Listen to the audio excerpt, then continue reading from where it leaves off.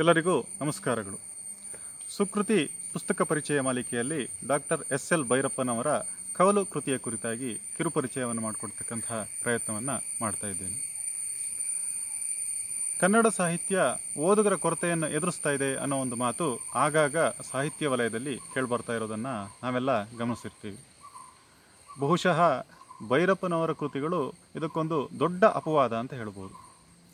ತೀರಾ ಇತ್ತೀಚೆಗೆ ಪ್ರಕಟಗೊಂಡಂತಹ ಕೃತಿಗಳನ್ನು ಸೇರಿ ಬಹಳಷ್ಟು ಹಿಂದೆ ಪ್ರಕಟಗೊಂಡಂತಹ ಭೈರಪ್ಪನವರ ಕೃತಿಗಳು ಸಹ ಇಂದು ಮತ್ತೆ ಮತ್ತೆ ಮರುಮುದ್ರಣಗೊಳ್ತಾ ಇರೋದು ಇದಕ್ಕೊಂದು ಸ್ಪಷ್ಟವಾದಂತಹ ನಿದರ್ಶನ ಅಂತ ಹೇಳ್ಬೋದು. ಲಗಾಯತಿನಿಂದ ಹಿಡಿದು ಇಂದಿನವರೆಗೂ ಸಹ ಒಂದು ದೊಡ್ಡ ಪ್ರಮಾಣದಲ್ಲಿ ಓದುಗ ವರ್ಗವನ್ನು ಹಿಡಿದಿಟ್ಟುಕೊಂಡಂತಹ ಅಪರೂಪದ ಸಾಹಿತಿ ಡಾಕ್ಟರ್ ಎಸ್.ಎಲ್. ಭೈರಪ್ಪನವರು. ಅವರ ಕೃತಿಗಳಲ್ಲಿ ತಂತ್ರ ವೈಶಿಷ್ಟ್ಯತೆ ಇರ್ಬೋದು, ವೈವಿಧ್ಯತೆ ಇರ್ಬೋದು, ಅಥವಾ ಅವರ ಕೃತಿಗಳಲ್ಲಿನ ಕಥಾವಸ್ತುಗಳು ಒಂದು ತೀವ್ರ ಸಂಶೋಧನೆಯ ಸತ್ಯದಲ್ಲಿ ಆವಿರ್ಭವಿಸಿರುವಂಥದ್ದಿರ್ಬೋದು, ಸರಳವಾದಂಥ ಭಾಷೆ ಇರ್ಬೋದು, ಆಪ್ತವೆನಿಸುವಂತಹ ಬರವಣಿಗೆಯ ಶೈಲಿ ಇರ್ಬೋದು, ಇವೆಲ್ಲವೂ ಸಹ ಓದುಗರಲ್ಲಿ ಆಪ್ಯಾಯಮಾನವನ್ನು ಉಂಟು ಮಾಡ್ತಕ್ಕಂಥ ಸಂಗತಿಗಳು ಅಂತ ಹೇಳ್ಬೋದು. ಈ ಕವಲು ಕೃತಿ 2010ರಲ್ಲಿ ಸಾಹಿತ್ಯ ಭಂಡಾರದ ಪ್ರಕಾಶನದ ಮೂಲಕ ಹೊರಗೆ ಬರುತ್ತೆ. ಆವರಣದ ನಂತರ ಪ್ರಕಟಗೊಂಡಂಥ ಭೈರಪ್ಪನವರ ಕೃತಿ ಇದು. ಆವರಣದಂತೆಯೇ ಅತೀ ಹೆಚ್ಚು ಚರ್ಚೆಗೆ ಗ್ರಾಸವಾದಂತಹ ಮತ್ತು ಅತಿ ಹೆಚ್ಚು ಮರುಮುದ್ರಣವನ್ನು ಕಂಡುಕೊಂಡಂತಹ ಒಂದು ಕೃತಿ ಸಹ ಹೌದು.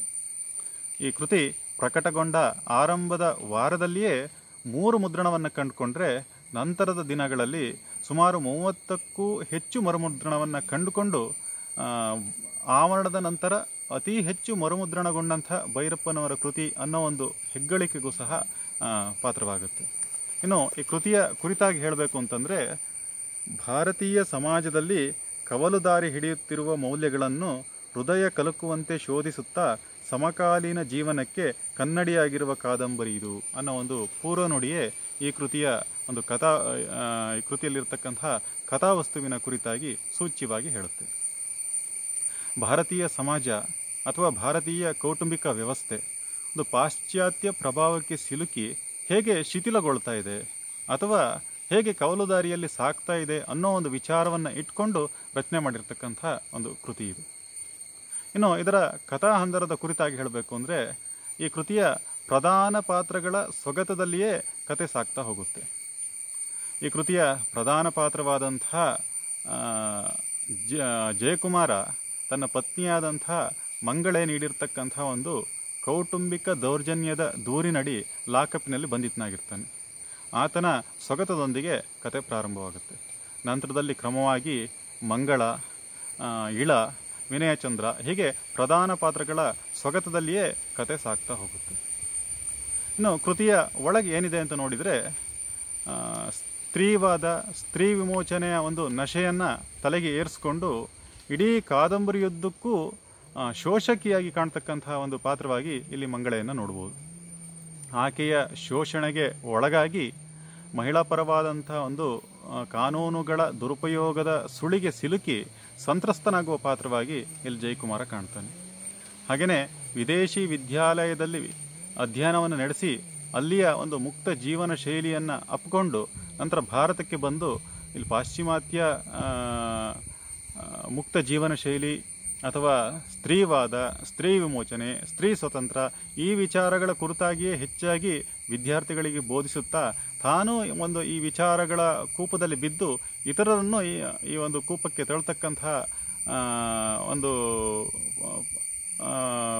ಆಧುನಿಕ ಸ್ತ್ರೀಯ ಪಾತ್ರವಾಗಿ ಇಲ್ಲಿ ಇಳ ಕಂಡ್ರೆ, ಒಂದು ಬಹುರಾಷ್ಟ್ರೀಯ ಕಂಪನಿಯಲ್ಲಿ ಉದ್ಯೋಗಿಯಾಗಿದ್ದು ಭಾರತೀಯ ಒಂದು ಸಂಸ್ಕೃತಿ ಅಥವಾ ಭಾರತೀಯ ಕೌಟುಂಬಿಕ ವ್ಯವಸ್ಥೆಯ ಕುರಿತಾಗಿ ಗೌರವಾಧಾರಗಳನ್ನು ಹೊಂದಿ ಅದಕ್ಕೆ ವಿರುದ್ಧಳಾದಂಥ ತನ್ನ ಪತ್ನಿಯಾದಂಥ ಇಳಾಳಿಂದ ಬಿಡುಗಡೆ ಹೊಂದತಕ್ಕಂತಹ ಒಂದು ನಿಟ್ಟಿನಲ್ಲಿ ಪ್ರಯತ್ನ ಪಡುವ ಪಾತ್ರವಾಗಿ ಇಲ್ಲಿ ವಿನಯಚಂದ್ರ ಕಾಣ್ತಾನೆ. ಈ ಸ್ತ್ರೀವಾದ ಇರ್ಬೋದು, ಸ್ತ್ರೀ ವಿಮೋಚನೆ ಇರ್ಬೋದು, ಅಥವಾ ಸ್ತ್ರೀ ಸ್ವತಂತ್ರದ ಒಂದು ವಿಚಾರಧಾರೆಗಳು ಮತ್ತದರ ಅತಿರೇಕಗಳು, ಹಾಗೆಯೇ ಮಹಿಳಾ ಪರವಾದಂಥ ಕಾನೂನುಗಳು ಮತ್ತದರ ದುರುಪಯೋಗಗಳು, ಹಾಗೆಯೇ ಒಂದು ಇತ್ತೀಚೆಗೆ ಪ್ರವರ್ಧಮಾನಕ್ಕೆ ಬರ್ತಾ ಇರತಕ್ಕಂತಹ ವಿವಾಹ ಪೂರ್ವ ಒಂದು ಸಂಬಂಧದ ವಿಚಾರ ಇರ್ಬೋದು, ಅಥವಾ ಈಗೇನು ನಾವು ಲಿವಿಂಗ್ ಟುಗೆದರ್ ಅಂತ ಕರಿತೀವಿ ಅದರ ಕುರಿತಾಗಿರ್ಬೋದು, ಹಾಗೆಯೇ ಇತ್ತೀಚೆಗೆ ಕಂಡುಬರ್ತಾ ಇರತಕ್ಕಂತಹ ತೀರಾ ಅಪಸವ್ಯವಾಗಿ ಕಾಣ್ತಾ ಇರತಕ್ಕಂತಹ ಒಂದು ಸಲಿಂಗ ವಿವಾಹ ಪದ್ಧತಿ ಇರ್ಬೋದು. ಇವೆಲ್ಲವೂ ಒಂದು ಪರಂಪರಾನುಗತವಾದಂತಹ ಭಾರತೀಯ ಕೌಟುಂಬಿಕ ವ್ಯವಸ್ಥೆ ಮೇಲೆ ಹೇಗೆ ಋಣಾತ್ಮಕವಾದಂತಹ ಒಂದು ಪರಿಣಾಮವನ್ನು ಬೀರ್ತಾ ಇದೆ ಅನ್ನೋದನ್ನು ಬಹಳ ವಸ್ತುನಿಷ್ಠವಾಗಿ ಇಲ್ಲಿ ಭೈರಪ್ಪನವರು ಚಿತ್ರಿಸಿದ್ದಾರೆ ಅಂಥೇಳಿ ಹೇಳ್ಬೋದು. ಹಾಗಿದ್ರೆ ಇಲ್ಲಿ ಸ್ತ್ರೀ ಕೇವಲ 4 ಗೋಡೆಗಳ ಮಧ್ಯೆ ಬಂದಿಯಾಗಿರ್ಬೇಕೆ, ಅಥವಾ ಸ್ತ್ರೀ ಕೇವಲ ಅಡುಗೆ ಮನೆಗೆ ಸೀಮಿತವಾಗಿರಬೇಕು ಅನ್ನೋ ಒಂದು ವಿಚಾರವನ್ನು ಈ ಕೃತಿ ಹೇಳೋದಕ್ಕೆ ಅನ್ನೋ ಒಂದು ಪ್ರಶ್ನೆ ಉದ್ಭವಿಸ್ಬೋದು. ಅದಕ್ಕೆ ಉತ್ತರವಾಗಿ ನಿಲ್ಲುವಂತಹ ಪಾತ್ರ ವೈಜಯಂತಿಯದು. ಪತಿಗೆ ಒಬ್ಬ ಒಳ್ಳೆಯ ಪತ್ನಿಯಾಗಿ, ಆತನ ಸಾಧನೆಗೆ ಬೆನ್ನೆಲುಬಾಗಿ, ಪುತ್ರಿಗೆ ಒಬ್ಬ ಒಳ್ಳೆಯ ತಾಯಿಯಾಗಿ, ಆಕೆಗೆ ಒಂದು ಒಳ್ಳೆಯ ಸಂಸ್ಕಾರವನ್ನು ನೀಡುತ್ತಾ, ತನ್ನ ಪತಿಯ ಕಂಪನಿಯಲ್ಲಿ CEO ಆಗಿ ಅದರ ಶ್ರೇಯೋಭಿವೃದ್ಧಿಗೆ ಶ್ರಮಿಸುತ್ತಾ ಅದನ್ನು ಒಂದು ಮಾದರಿ ಕಂಪನಿಯಾಗಿ ಮಾರ್ಪಡಿಸಿರ್ತಕ್ಕಂತಹ ಅಪರೂಪದ ಪಾತ್ರವಾಗಿ ಇಲ್ಲಿ ವೈಜಯಂತಿ ಕಾಣ್ತಾಳೆ. ಅಂದರೆ ಭಾರತೀಯ ನಾರಿ ಪರಂಪರೆಯ ದ್ಯೋತಕವಾಗಿಯೂ, ಹಾಗೆಯೇ ಸ್ತ್ರೀ ಸಹಜವಾದಂತಹ ಒಂದು ನಡವಳಿಕೆಯ ಮೂಲಕವೂ ಕುಟುಂಬದ ಒಂದು ನಿರ್ವಹಣೆಯ ಜೊತೆಗೆ ಔದ್ಯಮಿಕ ಕ್ಷೇತ್ರದಲ್ಲೂ ಹೇಗೆ ಸ್ತ್ರೀ ಒಂದು ಮಾದರಿಯಾಗಿ ನಿಲ್ಲಬಲ್ಲಳು ಅನ್ನೋದನ್ನು ಒಂದು ಸೂಚಿಸ್ತಕ್ಕಂಥ ಒಂದು ಪಾತ್ರವಾಗಿ ಇಲ್ಲಿ ವೈಜಯಂತಿ ಕಾಣ್ತಾಳೆ. ಬಹುಶಃ ಈ ಕೃತಿಯ ಕುರಿತಾಗಿ ಹುಟ್ಟತಕ್ಕಂತಹ ಬಹುತೇಕ ಪ್ರಶ್ನೆಗಳಿಗೆ ಇದು ಉತ್ತರವಾಗಿ ನಿಲ್ಲುವಂಥ ಪಾತ್ರ ಅಂತ ಹೇಳಿ ಹೇಳ್ಬೋದು.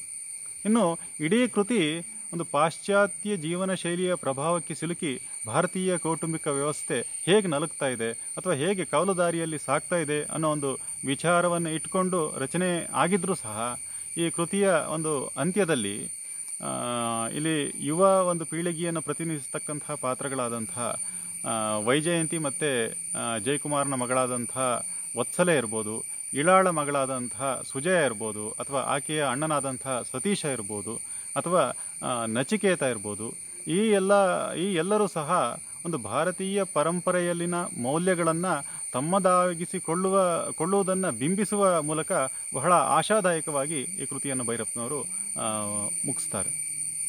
ಒಟ್ಟಾರೆಯಾಗಿ ಎಲ್ಲರನ್ನೂ ಜಿಜ್ಞಾಸೆಗೆ ಎಲ್ಲರಲ್ಲೂ ಜಿಜ್ಞಾಸೆಯನ್ನು ಹುಟ್ಟಿ ಹಾಕ್ತಕ್ಕಂಥ ಒಂದು ಕೃತಿ ಇದು, ಅಥವಾ ಎಲ್ಲರೂ ಓದಬೇಕಾದಂಥ ಒಂದು ಕೃತಿ ಇದು. ಒಟ್ಟಾರೆಯಾಗಿ ಸಾಹಿತ್ಯ ಆಸಕ್ತರೆಲ್ಲರೂ ಈ ಕೃತಿಯನ್ನು ಓದಬೇಕು ಅನ್ನೋದು ನನ್ನ ಒಂದು ಕೋರಿಕೆ. ಧನ್ಯವಾದಗಳು.